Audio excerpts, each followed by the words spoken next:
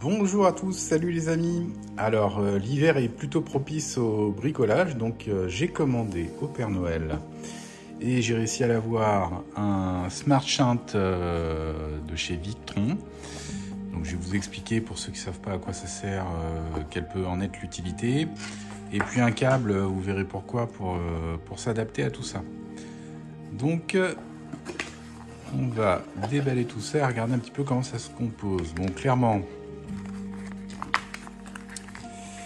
un mode d'emploi, certes il est en anglais, mais bon, quand on regarde les étapes, on y voit plutôt clair. Alors, le principe du Smart Shunt, c'est ce petit appareil là, qu'on branche sur le négatif de la batterie de servitude, enfin, en ce qui me concerne, ce sera la batterie de servitude, et ça me permet de me donner en temps réel, par une application que j'aurai sur mon smartphone, directement les dépenses énergétiques et les rentrées énergétiques. En gros, j'ai du soleil qui donne sur mon panneau solaire, dans le même temps j'ai le pilote auto et le frigo. Ça me dira si j'arrive à charger plus que je ne décharge, et si je décharge plus, combien de temps il me reste d'autonomie avant de décharger complètement ma batterie. Donc avec l'application, vous pouvez programmer exactement quel type de batterie, quel ampérage heure vous avez, enfin voilà, on peut tout rentrer pour avoir quelque chose de très précis. Donc le Smart Shunt, le voilà, hop, voilà, c'est une grosse bestiole quand même, hein. Donc voilà la grosse bestiole, on la voit un peu mieux.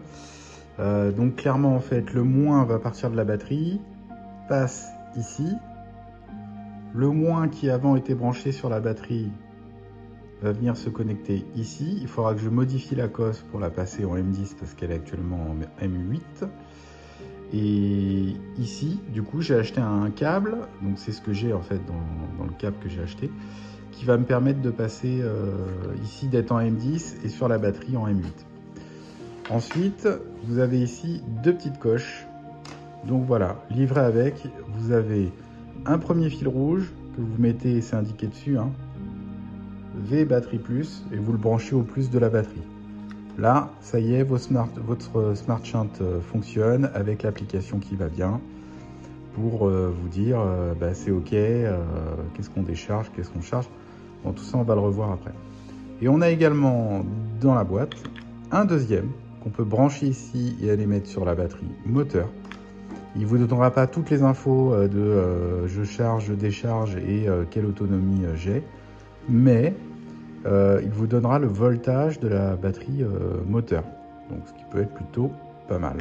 Voilà, et là donc j'ai sorti le câble.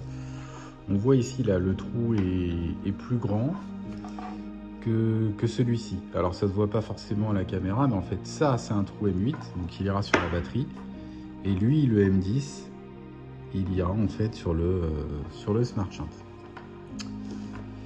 Allez, il n'y a plus qu'à monter. Bon, alors m'y voici pour le montage. Donc, je vais le fixer là, le shunt de ce côté-là, parce que là, en fait, j'ai un petit creux exprès qui me permet de passer le câble.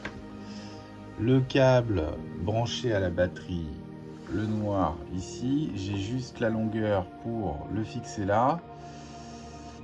Le câble, j'ai 1,50 m en fait pour aller sur la cosse positive de la batterie après. Servitude, donc qui est ici, voilà. Et là en dessous j'ai passé l'autre petit câble là qui passe par en dessous et qui va devant le moteur pour la batterie moteur. Donc en le mettant là, c'est pour moi le meilleur emplacement. Il est à côté du MPPT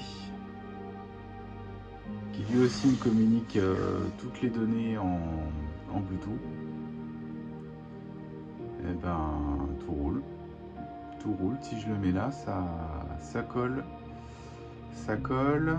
Et je passerai, voilà, l'ancien câble négatif du panneau solaire qui est là.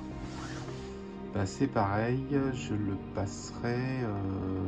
Bah non, lui il va aller directement, mais je peux peut-être le passer par là. Pour qu'il remonte ensuite directement claque sur le coupe-circuit, mais en amont du coupe-circuit, de manière à ce que quand je coupe le coupe-circuit, donc quand j'ouvre le circuit, que le panneau solaire il continue bien à charger la batterie de servitude. Bon, allez, je fixe le shunt.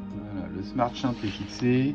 Moi j'ai fait le choix de le fixer dans ce sens là. Déjà ça me permet de lire le QR code. Donc j'ai les rouges au dessus. Mais si je l'ai mis dans ce sens là, c'est tout simplement parce que j'ai le tout batterie Minus qui est sur ce côté là, donc qui ira parfaitement là pour que je puisse connecter comme il faut. Et le tout système Minus là où je vais reprendre à partir d'ici. Donc ça devrait le faire comme ça.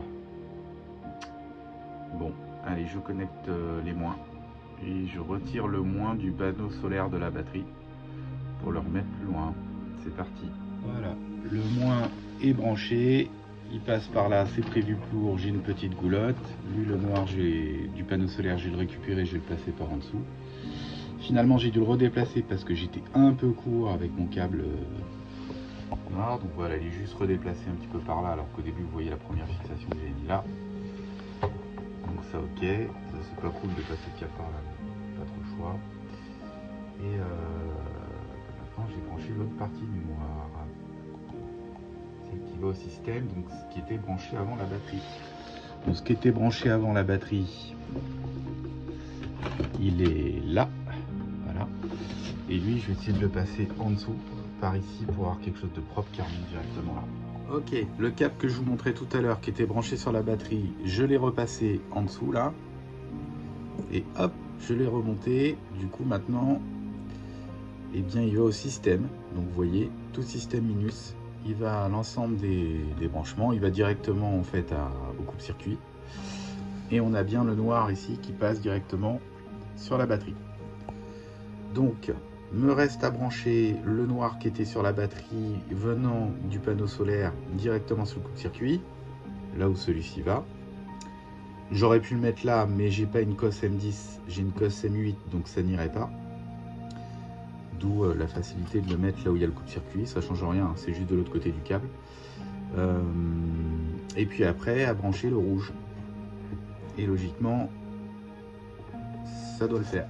Deuxième étape, j'ai branché, alors c'est pas le bon code couleur, hein, j'avais mis une gaine thermo-rétractable, j'ai avec du rouge, donc j'ai mis du rouge, mais le câble est bien noir, c'est du négatif.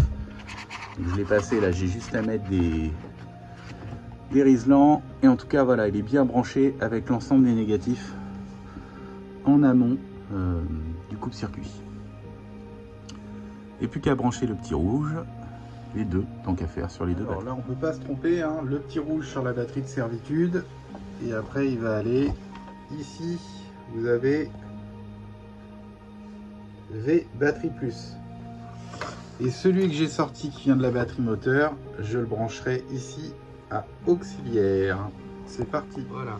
Les deux sont branchés. Alors j'ai passé les deux en dessous, hein, mais je vous ai pas montré ça tout à l'heure pour pas vous embrouiller plus qu'autre chose. D'ailleurs, ça serait bien que je passe les deux du même côté là. Enfin bon, je vais faire ça.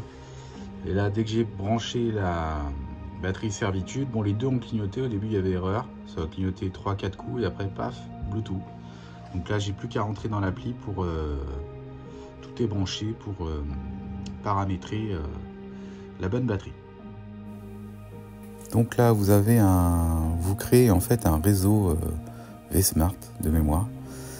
Et dessus, vous mettez les deux appareils. Et l'intérêt, c'est que les deux appareils communiquent et se disent finalement quelles sont les informations utiles à l'un et à l'autre pour optimiser la charge et la gestion de la batterie. Donc vous avez à la fois le MPPT qui gère la charge du panneau solaire, et le Smart qui est l'objet de la vidéo. Donc vous avez tous les éléments.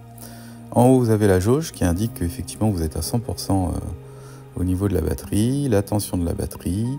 Plus bas, mais là je pense que vous ne le voyez pas avec la capture d'écran, il y a 12,92 volts. Ça, c'est la tension de la batterie de démarrage.